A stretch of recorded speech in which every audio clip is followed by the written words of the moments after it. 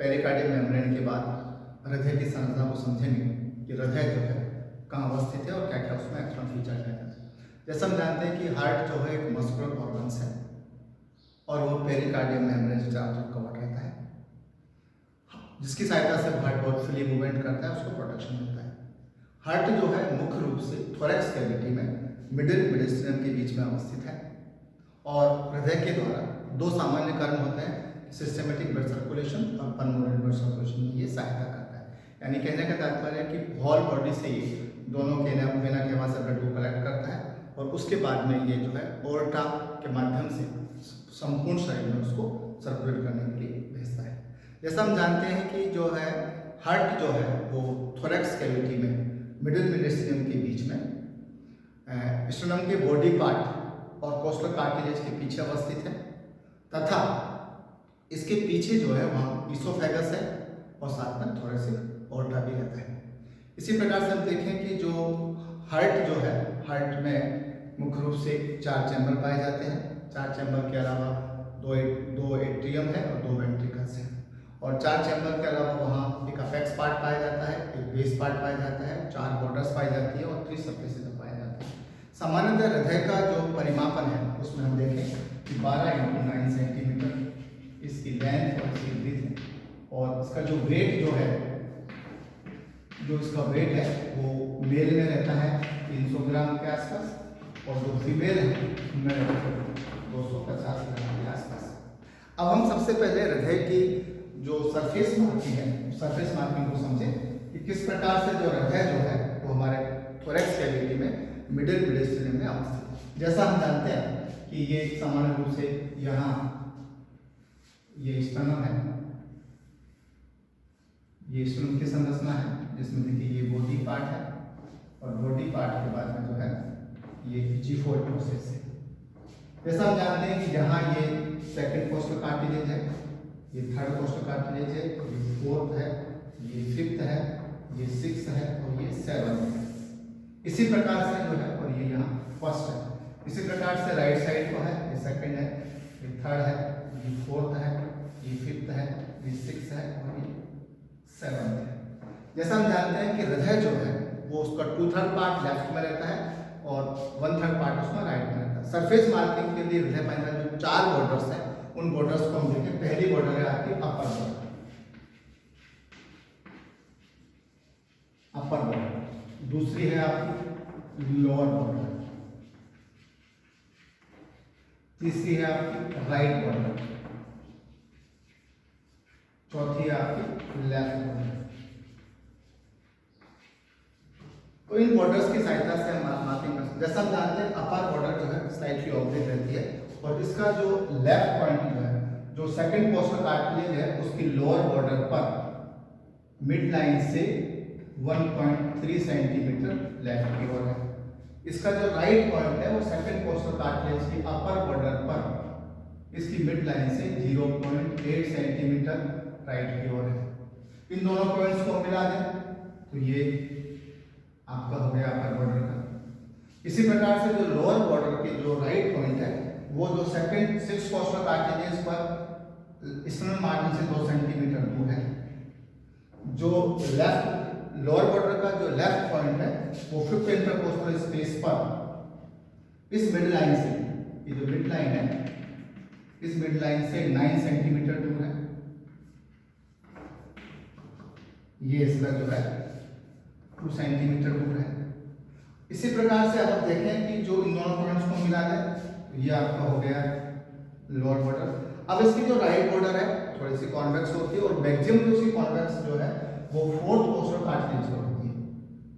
ये यहाँ पर ये मैक्सिमम कॉन्वेक्स होती है। इन दोनों पॉइंट को हम कॉन्वेक्स करके मिलाएं, ये राइट बॉर्डर आपके हो गए। इसी प्रकार से जो लेफ्ट बॉर्डर भी स्लाइटली कॉन्वेक्स होती है, इन दोनों को मिलाएं तो ये आपकी लेफ्ट बॉर्डर हो गई। इस प्रकार से इस राइट बॉर्डर, लेफ्ट बॉर्डर, अब ये जो हम बॉर्डर को देख, ये हम डायग्राम देख रहे हैं, इस डायग्राम में ये आपकी हार्ट की पोजीशन है। तो इस प्रकार से जो हृदय जो है वह मिडिल मेडिस्टेरियम में ये मुख्य रूप से अवस्थित होता है और इसके एंटीरियर सरफेस पर बॉडी पार्ट ऑफ स्टर्नम है तथा सेकंड टू 6 कोस्टल कार्टिलेज है और इसके पोस्टीरियर सरफेस पर 5 to 9 थोरेसिक वर्टेब्रा है, इसोफेगस है और डिसेंडिंग एओर्टा है। ये इसकी स्थिति है। ये एक प्रकार का सरफेस मार्क होगा एब्डोमिनल कैविटी। अब हम जानते हैं कि एक हार्ट में जो है 4 चैम्बर होते हैं और वो चारों चैम्बर्स जो हैं, दो राइट और लेफ्ट एट्रियम, राइट और लेफ्ट वेंट्रिकल, इन चारों चैम्बर्स को अलग करने के लिए हृदय के अंदर जो है एट्रियोवेंट्रिकुलर ग्रुप पाई जाती है जो एट्रियम को वेंट्रिकल से अलग करती है। इसी प्रकार से इंटर एट्रियल सेप्टम पाया जाता है, दोनों एट्रियम्स को अलग करता है। और इसी प्रकार से एक जो है इंटरवेंट्रिकुलर सेप्टम भी पाया जाता है जो राइट वेंट्रिकल को लेफ्ट वेंट्रिकल से अलग करता है। अब इन सब संरचनाओं को समझने के लिए हम एक हृदय की सामान्य संरचना देखें कि किस प्रकार से ये सब चीजें हमको दिखाई देती हैं और अवस्थित है। एक आप डायग्राम देखें और डायग्राम में समझें किस प्रकार से ये पाया जाता है। देखिए ये एक हृदय की सामान्य संरचना है, डायग्राम है। इसमें हम देखें ये एंटीरियर व्यू है। ये एंटीरियर व्यू में देखें हम सबसे पहले ये राइट बॉर्डर है और ये इसका लोअर बॉर्डर हो गया और लोअर बॉर्डर के बाद ये इसकी अपर बॉर्डर हो गई और अपर बॉर्डर से ये इसको मिलाता हुआ जो लेफ्ट बॉर्डर हो गया। अब हम जैसा देखते हैं कि यहाँ ये दोनों एट्रियम को अलग करने वाली राइट एट्रियोवेंट्रिकल ग्रुप है और यहाँ अलग करने वाली ये लेफ्ट एट्रियोवेंट्रिकल ग्रुप। ये एंटीरियर व्यू है और इसकी ये जो है पोस्टीरियर है, ये पोस्टीरियर है। इसी प्रकार से ये इसकी पोस्टीरियर है, इसको बोलते हैं पोस्टीरियर इंटरवेंट्रिकुलर सेप्टम और ये एंटीरियर इंटरवेंट्रिकुलर सेप्टम। यहाँ आप देखें तो ये जो बना ये आपका ये जो है वो पल्मोनरी ट्रंक हो गया और पल्मोनरी ट्रंक के बाद में यहाँ हम देखें तो ये एओर्टा है। ये डायग्राम हम देख रहे हैं, ये एओर्टा है, ये एओर्टा हो गया। यहाँ ये सुपीरियर वेना केवा की ओपनिंग है, ये यहाँ जो है ये इन्फीरियर वेना केवा की ओपनिंग हमको दिखाई देती है इस डायग्राम में। और ये जो सुपीरियर वेना केवा जो है वो बनती है मुख्य रूप से, यहाँ देखिए एक चीज और यहाँ मिलेगी, यहाँ 3 ब्रांचेज हैं, राइट कॉमन कैरोटिड है, ये लेफ्ट ट्यूबरकुलस है और ये आपकी सब क्लेविकल है। इनके ऊपर जो है यहाँ एक ये लेफ्ट वेंट्रिकल वेन है। इस डायग्राम को हम देखें तो ये जो संरचना है वो देखो, ये जो पार्ट है वो आपका, अब इस डायग्राम को हम देखें। सबसे पहले ये जो है राइट एट्रियम है, ये है राइट एट्रियम, ये है हमारा लेफ्ट एट्रियम, ये हमारा है लेफ्ट वेंट्रिकल, ये है हमारा राइट वेंट्रिकल। ठीक है। अब देखो सबसे पहले हम देखें कि यहाँ डायग्राम में देखें, ये इसका जो पार्ट है वो इसका अपेक्स पार्ट है। यहाँ डायफ्राम मसल्स होती हैं जो इसको अलग रखती हैं। अब देखें कि देखो 4 चैम्बर हो गए, right atrium, left atrium, right ventricle और लेफ्ट वेंट्रिकल। सबसे पहले दोनों वेंट्रिकल्स को अलग करने के लिए एट्रियोवेंट्रिकुलर ग्रुप है, यह है राइट एट्रियोवेंट्रिकुलर ग्रुप। यह है पोस्टीरियर है, जो पीछे जा रही है वो ये पोस्टीरियर है, ये एंटीरियर है और ये पोस्टीरियर है। ठीक, इसी प्रकार से ये जो है वो क्या है, ये है इंटरवेंट्रिकुलर सेप्टम, इंटरवेंट्रिकुलर सेप्टम। ये सामने जो दिखाई दे रहा है वो एंटीरियर है और ये जो हमको दिखाई दे रहा है वो पोस्टीरियर है, पोस्टीरियर इंटरवेंट्रिकुलर सेप्टम। तो ये क्या कर रहा है यहाँ, ये अलग कर रहा है, एंटीरियर अलग कर रहा है राइट एट्रियम को वेंट्रिकल से, वेंट्रिकल सेप्टम अलग करता है दोनों वेंट्रिकल से। इसी प्रकार से एक इंटर एट्रियल सेप्टम होता है जो बनता है लेफ्ट एट्रियम से, वो नीचे की ओर होता है, वो हमें दिखाई नहीं देता क्योंकि उसके ऊपर असेंडिंग एओर्टा आ जाता है और साथ में आपका इन्फेंट्रल पार्ट ऑफ राइट वेंट्रिकल का आता है। तो ये जो संरचना जो अंदर होती है वो है इंटर एट्रियल सेप्टम। सेप्टम। ठीक है, अब हम देखें यहाँ इस संरचना में ये इसका अपेक्स पार्ट है। हृदय का जो अपेक्स पार्ट होता है वो डाउनवर्ड फॉरवर्ड डायरेक्शन में रहता है और वह मुख्य रूप से बनता है लेफ्ट वेंट्रिकल से। उसकी पोजीशन होती है कि फिफ्थ इंटरकोस्टल स्पेस में, लेफ्ट फिफ्थ इंटरकोस्टल स्पेस में शरीर की जो मिड लाइन है उस मिड लाइन से 9 सेंटीमीटर लेफ्ट की ओर, ये उसका अपेक्स पार्ट है।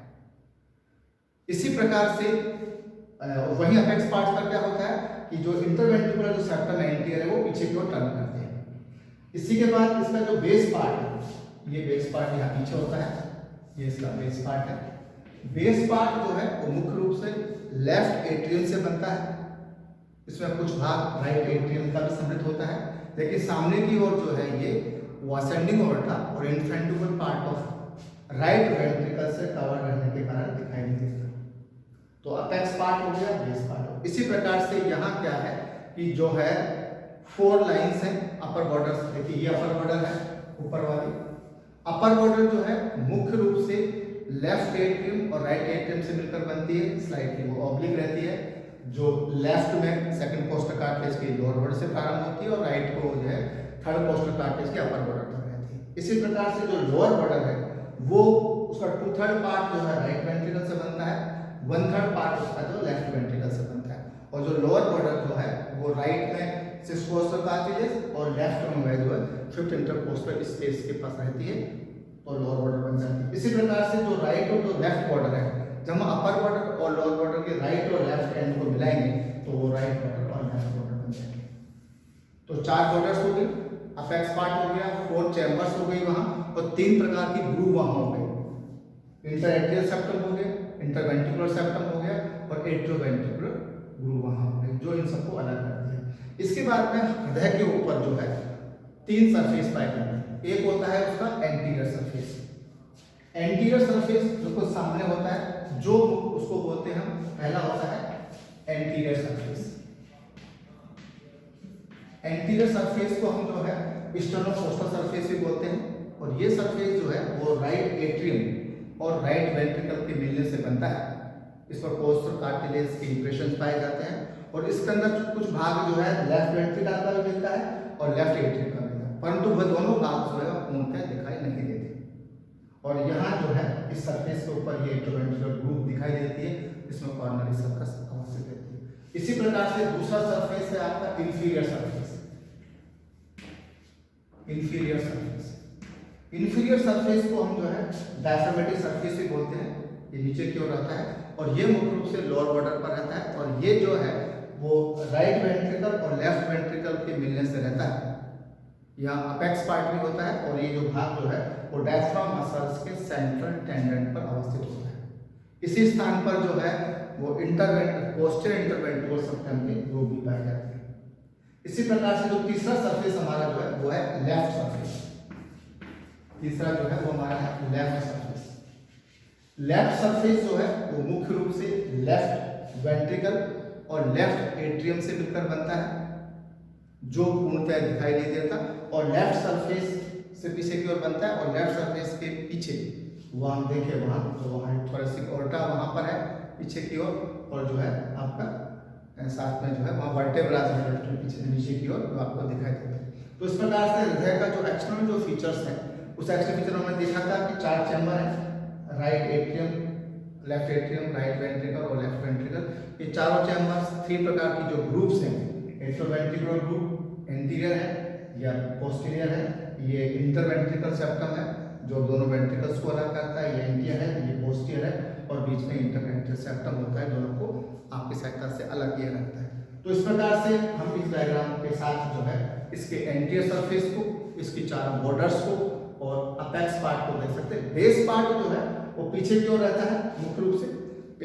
बेस पार्ट को हम समझें तो इस प्रकार एक डायग्राम के साथ हम शॉर्ट में समझ सकते हैं उसको।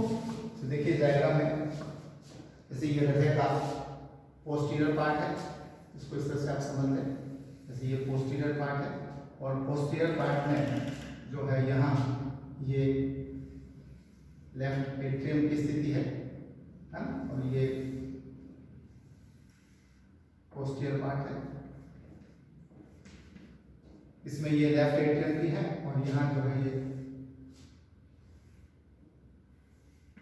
हमको दिखाई दे रहा है, और ये यहाँ चारों पर ये सुपीरियर वेना केवा की ओपनिंग है, ये सुपीरियर वेना केवा है,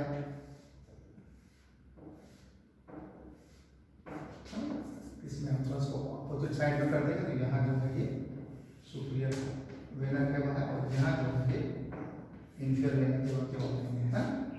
तो ये इसकी स्थिति है। अब डायग्राम में देखें तो ये जो भाग है ये लेफ्ट एट्रियम है जो बेस पार्ट को बना रहा है, और इस लेफ्ट एट्रियम में एक भी होता है कि लेफ्ट एट्रियम जो है जो पीछे की ओर जो ऑब्लिक साइनस है उस ऑब्लिक साइनस की ये एंटीरियर पार्ट को बनाता है, और ये यहाँ जो है ये चारों जो है ये पल्मोनरी वेन्स की ओपनिंग है।